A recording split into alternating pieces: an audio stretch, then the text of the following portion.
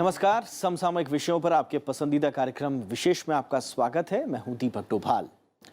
राजभाषा बनाम राष्ट्रभाषा, सोशल मीडिया के दौर में हिंदी का अस्तित्व, करियर के विकल्प के तौर पर हिंदी की स्थिति जैसी तमाम बहस मुबाहिसों के बीच हर साल वो दिन भी आता है जब हम हिंदी की नब्ज टटोलने की कोशिश करते हैं।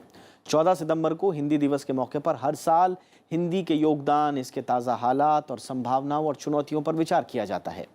वैसे हिंदी की दुनिया बहुत बड़ी है, लाखों पाठक हैं, हजारों प्रकाशक हैं और पूरी दुनिया में करोड़ों लोग बोलने और समझने वाले हैं। हिंदी बीते कुछ सालों में आम आदमी की सोच में अपनी जगह बनाने में कामयाब रही है। हाल ही में हुए विश्व हिंदी सम्मेलन में भी इस बहस ने फिर जोर पकड़ा कि क्या हिंदी अपने विकास की सही दिशा में जा रही है। हिंदी के बढ़ते दायरे के बावजूद अंग्रेजी को आज भी प्रतिष्ठा से जोड़कर देखा जा रहा है और हिंदी चुनौतियों के अथाह समंदर में अभी भी अपना मकाम तलाश रही है। हालांकि इस भाषाई जद्दोजहद के बीच हिंदी प्रेमियों ने आज भी हिंदी को बचाए रखा है। आज विशेष में हम हिंदी के हर आयाम को टटोलने की कोशिश करेंगे, साथ ही बात होगी उसके सामने खड़ी चुनौतियों की। तो शुरू करते हैं आज का विशेष।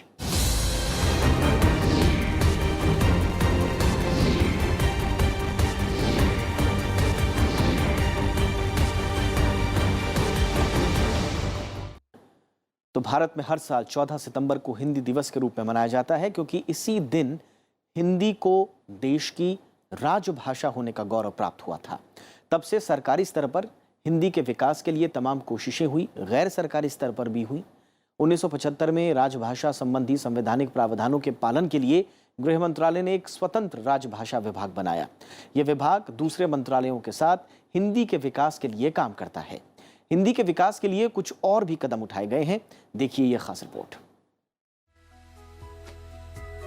दरअसल 1946 में आजाद भारत के संविधान लिखने के लिए बनी समिति के सामने जब राष्ट्रभाषा का सवाल खड़ा हुआ, तब संविधान निर्माताओं के सामने हिंदी ही सबसे बेहतर विकल्प के रूप में नजर आई। हालांकि हिंदी को पूरे राष्ट्र की भाषा बनाए जाने को लेकर कुछ लोग इसके विरोध में भी थे। तब भाषा पर काफी विचार विमर्श के बाद हिंदी और अंग्रेजी को नए राष्ट्र की आधिकारिक भाषा चुना गया। इसके बाद संविधान सभा ने 14 सितंबर 1949 को हिंदी को राजभाषा के रूप में स्वीकार किया। राष्ट्रभाषा प्रचार समिति वर्धा की सिफारिश पर 1953 से पूरे देश में 14 सितंबर को हिंदी दिवस मनाया जाता है। हालांकि पूरी दुनिया में विश्व हिंदी दिवस 10 जनवरी को मनाया जाता है और इसकी शुरुआत साल 2006 से हुई। वैश्विक स्तर पर हिंदी के विस्तार को देखते हुए इसे राष्ट्रभाषा बनाने की मांग भी तेज होती जा रही है। पहली बात है कि 14 सितंबर 1949 को संविधान में जो है हिंदी को राजभाषा का दर्जा दिया गया। तभी से यह 14 सितंबर जो है को हर वर्ष जो है हिंदी दिवस का पालन किया जाता है। उसके साथ एक है कि पूरी दुनिया में अगर आप देखें तो किसी भी भाषा के पास अपना कोई निर्धारित, जो भी राजभाषा जहाँ की है, कोई निर्धारित तिथि जो है किसी के लिए नहीं है, केवल हिंदी के लिए यह प्राप्त है और इसलिए हम इसको जो है प्रत्येक वर्ष मनाते हैं। भारत में हिंदी के प्रचार प्रसार के लिए सरकार ने कई कदम उठाए हैं। सरकार ने 14 सितंबर 1949 को हिंदी को संघ की राजभाषा का दर्जा दिया। संविधान के अनुच्छेद 343 के तहत ये व्यवस्था की गई। 10 मई 1963 को देश में राजभाषा अधिनियम लागू हुआ। इसके बाद हिंदी राजभाषा और अंग्रेजी सहायक भाषा बनी। 1967 में केंद्रीय हिंदी समिति का गठन हुआ। 1971 में केंद्रीय अनुवाद ब्यूरो का गठन किया गया। 1976 में राजभाषा संसदीय समिति बनी और फिर 1985 में केंद्रीय हिंदी प्रशिक्षण संस्था का गठन किया गया। फिर भी राजभाषा के रूप में हिंदी का प्रदर्शन संतोषजनक नहीं रहा। 71 सालों के बाद भी हिंदी अंग्रेजी की जगह नहीं ले पाई है। हिंदी मुख्य रूप से साहित्य की भाषा इस देश में बनकर रह गई है। हमारा जो विज्ञान में काम चलता है, जो शोध होता है, समाज अध्ययन के क्षेत्र में, समाज विज्ञान के क्षेत्र में, चाहे वो इतिहास हो, समाजशास्त्र हो, मनोविज्ञान हो, अर्थशास्त्र हो, इसमें जो विद्वान सोच विचार कर रहे हैं वो मुख्य रूप से अंग्रेजी में कर रहे हैं। इसलिए ज्ञान की भाषा के रूप में हिंदी का मतलब दुर्भाग्य है कि बहुत विकास नहीं हो पा रहा है। लेकिन जाहिर है अभी भी ये देश में एक बहुत बड़ी आबादी के सोच विचार की, महसूस करने की और बोलने की भाषा तो है ही। हाल के वर्षों में हिंदी का रूबरू बढ़ा है। हिंदी में कामकाज जोर पकड़ रहा है। हिंदी भाषी इलाकों में साक्षरता बढ़ने के कारण एक बड़ा पाठक वर्ग, दर्शक और श्रोता पैदा हुआ है। हिंदी का इलाका अब एक बड़ा बाजार बन गया है। हिंदी के 7 दशकों में संचार माध्यमों में हिंदी बहुत मजबूत हुई है। हिंदी अखबारों का प्रसार बहुत तेजी से बढ़ रहा है।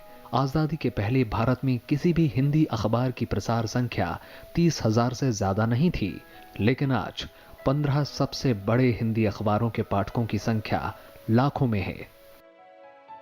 1990 के बाद यह हो रहा था कि जब यह भूमंडलीकरण का दौर शुरू हुआ तो भूमंडली के दौर में आप देखेंगे कि मनुष्य के साथ साथ ही भाषा के सामने ये एक सवाल खड़ा हुआ कि हिंदी सहित सारी भारतीय भाषाएं जो है खतरे में हैं।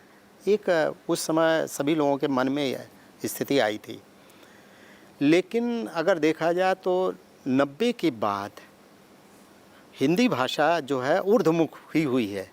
उसके कई कारण ये हुए। एक तो संप्रेषणीयता में निखार आया, दूसरा यह आया कि रोजगार की बहुत सारी संभावनाओं को का द्वार खोल दिया हिंदी ने। 1990 जो संकट मन में लोगों के था वो एक तरह से वो संकट दूर हुआ, दिखाई पड़ा। भारत दुनिया की एक बड़ी ताकत बन रहा है। कारोबारी संभावनाओं के तहत तमाम कंपनियां अपने लोगों को हिंदी सिखा रही हैं। कई विदेशी विश्वविद्यालयों में हिंदी पढ़ाई जा रही है। सूचना प्रौद्योगिकी ने हिंदी को और समृद्ध किया है। इसके बावजूद हिंदी को लेकर हीन भावना से ग्रस्त लोगों की कमी नहीं है।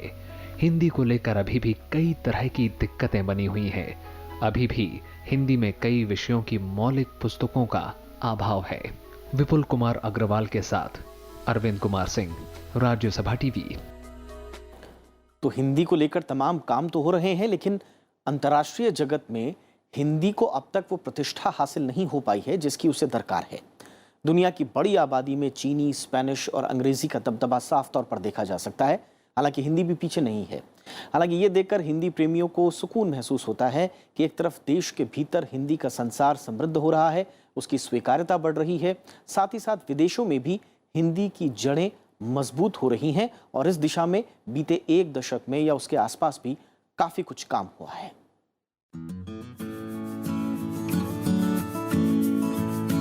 दुनिया के तकरीबन 150 से ज्यादा देशों में 2 करोड़ से ज्यादा भारतीयों का बोलबाला है। अधिकांश प्रवासी भारतीय आर्थिक रूप से समृद्ध हैं, लिहाजा दुनिया भर में बढ़ती भारतीयों की संख्या हिंदी बोलने वालों की संख्या में भी इजाफा कर रही है। एक अनुमान के मुताबिक विश्व में चीनी, मंदारिन और अंग्रेजी के बाद हिंदी तीसरी सबसे ज्यादा बोली जाने वाली भाषा है। हालांकि द्वितीय भाषा के रूप में हिंदी को अपनाने के बाद कई अनुमान हिंदी को मंदारिन के बाद दूसरी सबसे ज्यादा बोली जाने वाली भाषा भी बताते हैं। आज दुनिया के ज्यादातर देशों में कहीं न कहीं हिंदी भाषी लोग मिल जाते हैं। दुनिया के 170 देशों में हिंदी किसी न किसी रूप में पढ़ाई जा रही है। वहीं 90 से ज्यादा विदेशी विश्वविद्यालयों में हिंदी चेयर भी है। हिंदी भारत की राजभाषा होने के साथ साथ फिजी की भी राजभाषा है, जबकि मॉरिशस, त्रिनिदाद, गुयाना और सूरीनाम में क्षेत्रीय भाषा के रूप में हिंदी को मान्यता मिली है। इसे देखते हुए हिंदी को संयुक्त राष्ट्र की आधिकारिक भाषा बनाने के लिए सरकार की ओर से प्रयास किए जा रहे हैं। वैसे यूनेस्को की 7 भाषाओं में हिंदी पहले से ही शामिल है। देखिए, हिंदी जो भारत से लोग बाहर गए, तो भारत से जो लोग बाहर गए वो भारतीय हैं, नंबर 1। दूसरा है भारत से जो बाहर गए किसी भी भाषा के हों, उनकी एक मुख्य जो है हिंदी रही।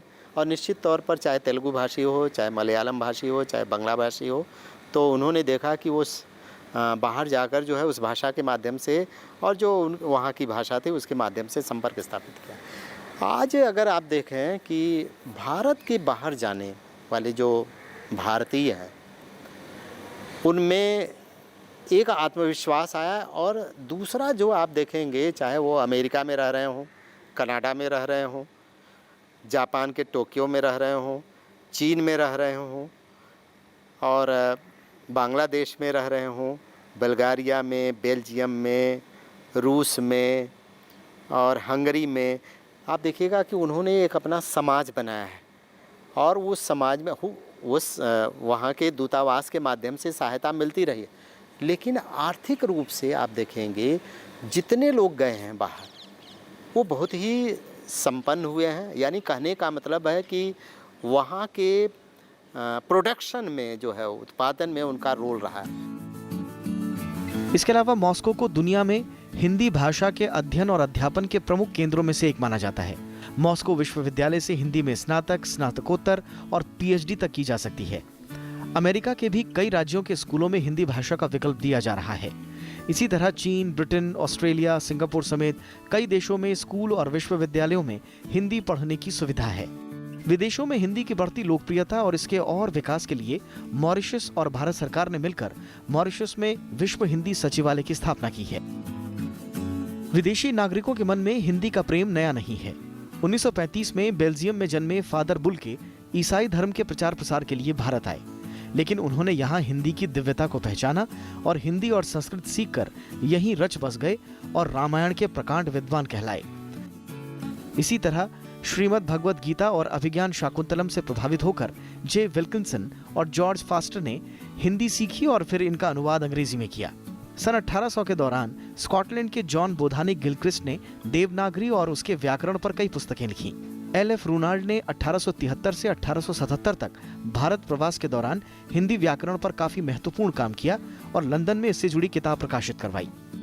अमेरिका में अभी एक आंकड़ा आया था, आपको मालूम होगा कि अंग्रेजी के बदले जो है फ्रेंच और हिंदी में जो डॉक्टर है बातचीत हिंदी में और इसमें जो है वह डॉक्टर मरीजों से जो है उनकी स्थितियों के बारे में पूछते हैं।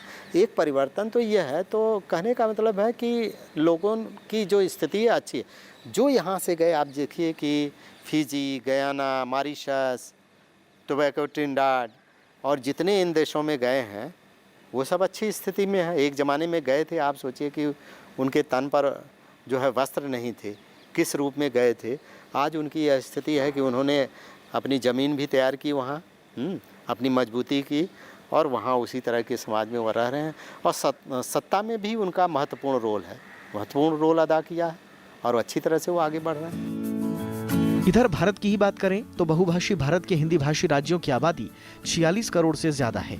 2011 की जनगणना के मुताबिक भारत की 1.2 अरब आबादी में से 41% से ज्यादा लोगों की मातृभाषा हिंदी है। वहीं हिंदी को दूसरी भाषा के तौर पर इस्तेमाल करने वाले अन्य भारतीयों को मिला लिया जाए तो देश के लगभग 75% लोग हिंदी बोल समझ सकते हैं। इसके अलावा हर साल सैकड़ों विदेशी छात्र हिंदी पढ़ने भारत के अलग अलग संस्थानों और विश्वविद्यालयों में आते हैं। हिंदी न सिर्फ लोगों की जुबान पर है बल्कि इसका बाजार भी बहुत बड़ा है। दुनिया भर में फैलते हिंदी के बाजार के पीछे बॉलीवुड भी एक अहम भूमिका निभा रहा है। देश की कई बॉलीवुड हस्तियों की दुनिया भर में लोकप्रियता है। उनकी फिल्में देखी जाती हैं, उनके गाने सुने जाते हैं, यहाँ तक कि उनके हिंदी फिल्मों में बोले गए कई डायलॉग्स विदेशों में भी बेहद चर्चित हैं। Unfortunately, we were not able to schedule any dancing this visit. Señorita, bude देशों में, you know what I mean. यही नहीं, बॉलीवुड की धाक हिंदी का बाजार बढ़ाने में इसलिए भी कामयाब हुई है क्योंकि बहुत सारी हॉलीवुड हस्तियों ने भी भारत का रुख किया और कई बॉलीवुड फिल्मों का वो हिस्सा भी बने। अब ऐसे में हिंदी का दायरा सीमित होता जा रहा है, ये कहना वाकई में नाइंसाफी होगी। Bureau report, Rajya Sabha TV. लेकिन हिंदी के सामने चुनौतियां भी बहुत हैं। एक तरफ हिंदी को भारत में लोकप्रिय बनाने की कवायद चल रही है, विदेशों में भी लोकप्रिय बनाने की कवायद चल रही है। वहीं दूसरी तरफ हिंदी बोलने वाले लोग जो हैं उनकी हिचकिचाहट भी हिंदी बोलने से जग जाहिर है। भारत जैसे देशों में जहां हिंदी समाचार माध्यमों की सबसे लोकप्रिय भाषा बन रही है, संचार माध्यमों की लोकप्रिय भाषा बन रही है, तो वहीं दूसरी ओर हिंदी गंभीर विमर्श का विषय भी बना है। आज हिंदी पूरी दुनिया में सबसे ज़्यादा जो भाषाएं बोली जाती हैं उनमें से एक है। बावजूद इसके हिंदी बदलते समाज की संवाद की भाषा नहीं बन पाई है। हिंदी का रोजगार से न जुड़ पाना, भूमंडलीकरण के दौर में चुनौतियों का सामना न कर पाना हिंदी भाषियों के लिए चिंताएं और मुश्किलें पैदा कर रहा है।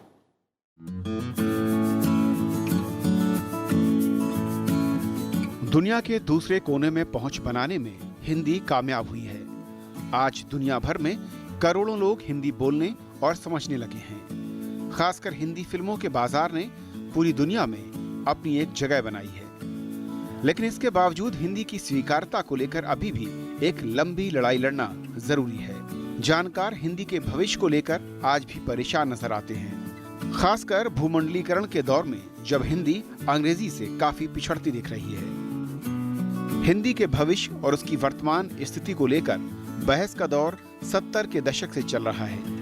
वर्तमान में अकेली ऐसी भाषा होगी जिसके लिए अलग राजभाषा विभाग और विश्व हिंदी सम्मेलन और विश्व हिंदी सचिवालय जैसी कई कवायदें चल रही हैं। जिस हिंदी ने भारत जैसे महान और बड़े देश को साहित्यिक और सामाजिक तौर पर दुनिया में एक अलग पहचान दिलाई, उसी हिंदी को जिंदा रखने के लिए हर साल कई सम्मेलन और सेमिनार को खाद के तौर पर इस्तेमाल करना पड़ता है। जानकार मानते हैं कि हिंदी के सामने सबसे बड़ी चुनौती इन सम्मेलनों की सफलता या असफलता भी है। जब तक ज्ञान की भाषा के रूप में इसका बहुत विकास नहीं होगा और जब तक शासन व्यवस्था हमारी जिस भाषा में चलती है वहाँ पर अगर भारतीय भाषा को दर्जा नहीं मिलेगा तो फिर अंग्रेजी की स्थिति अभी जो पहले थी आज़ादी के पहले वही स्थिति बाद में भी बनी रहेगी। आज दुनिया में 6000 से ज्यादा भाषाएं बोली जाती हैं। इनमें अकेले एशिया में 2200 से ज्यादा भाषाएं हैं। इन भाषाओं के बीच में खड़ी हिंदी को धारण करने में सबसे बड़ी चुनौती दे रहा है वो है करियर। आज बड़ी से बड़ी मल्टीनेशनल कंपनियों में हिंदी को प्राथमिकता न देते हुए अंग्रेजी को प्राथमिकता दी जाती है। इस तरह आज का युवा रोजगार पाने के लिए हिंदी से दूर होता जा रहा है। बीते कुछ वर्षों में ये समझ मजबूत हुई है कि हिंदी को अगर आम आदमी की जेब से जोड़ दिया जाए तो ये अपने आप लोगों के दिलों से जुड़ जाएगी। जानकार मानते हैं कि हिंदी को पुरानी और परंपरागत बेड़ियों में जकड़े रखने से भी इसे नुकसान हुआ है। जाहिर है मोबाइल, एप्स, इंटरनेट और गैजेट्स के जमाने में अगर हिंदी को भी उसी तरीके में ढाला जाए तो बात बन सकती है। खासकर युवा पीढ़ी को यह जिम्मा उठाने की प्रेरणा देनी जरूरी होगी।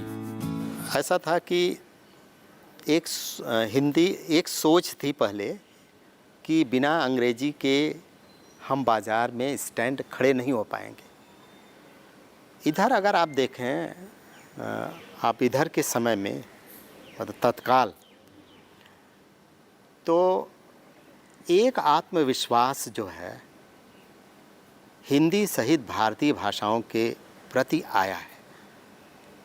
पढ़े लिखे लोगों में भी, कम पढ़े लिखे लोगों में, जो केवल हस्ताक्षर करते हैं उनके लोगों के बीच में।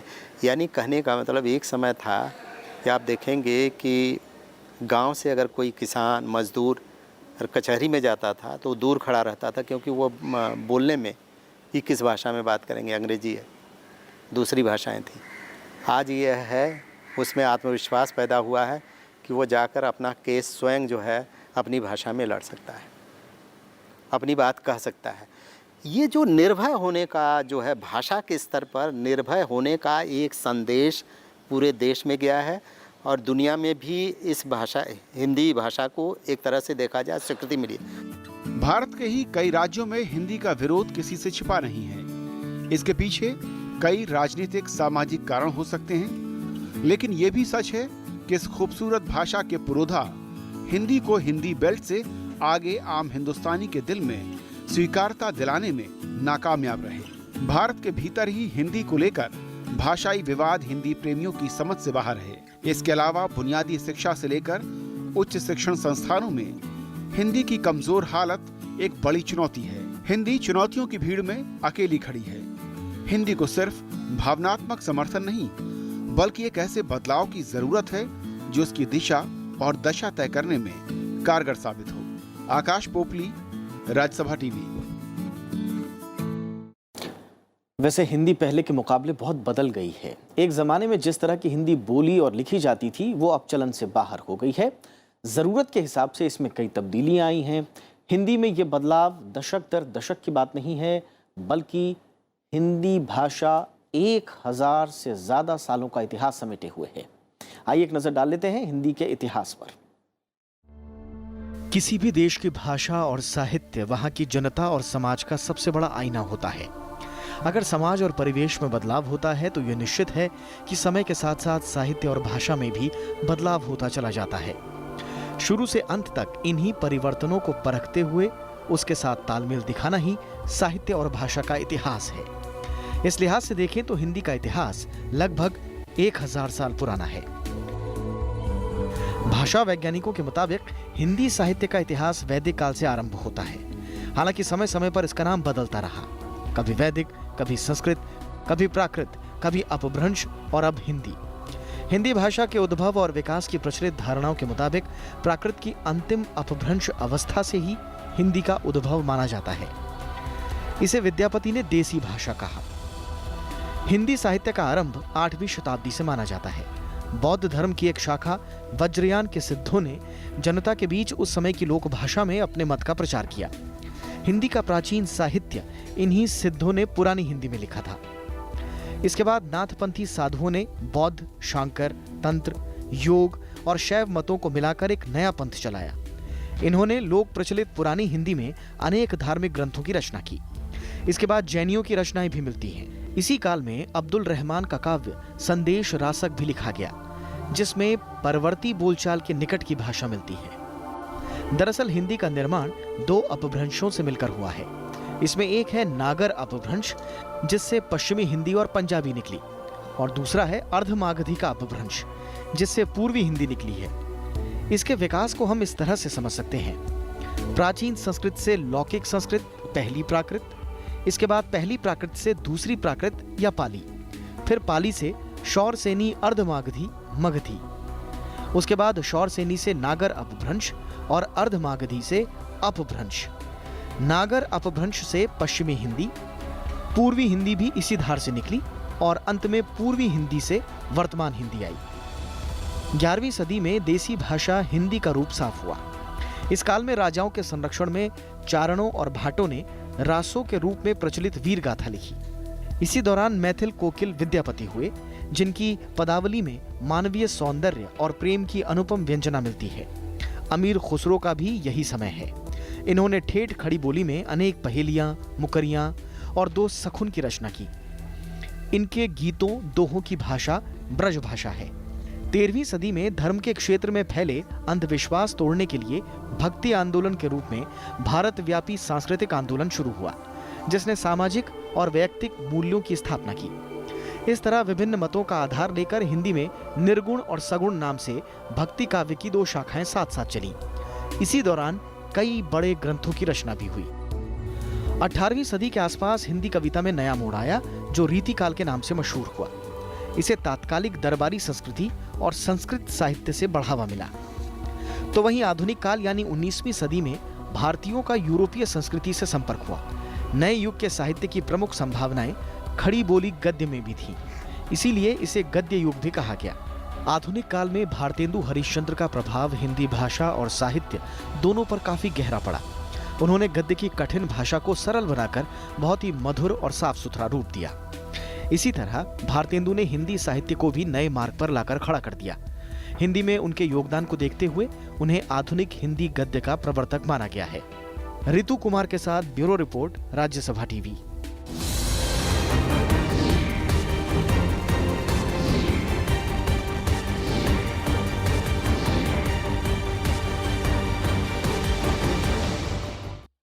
तो ये था आज का विशेष, लेकिन आपको याद दिला दें, हमारा ये कार्यक्रम आप YouTube पर देखना ना भूलें और वहां आपकी प्रतिक्रियाओं का हमें हमेशा इंतजार रहता है।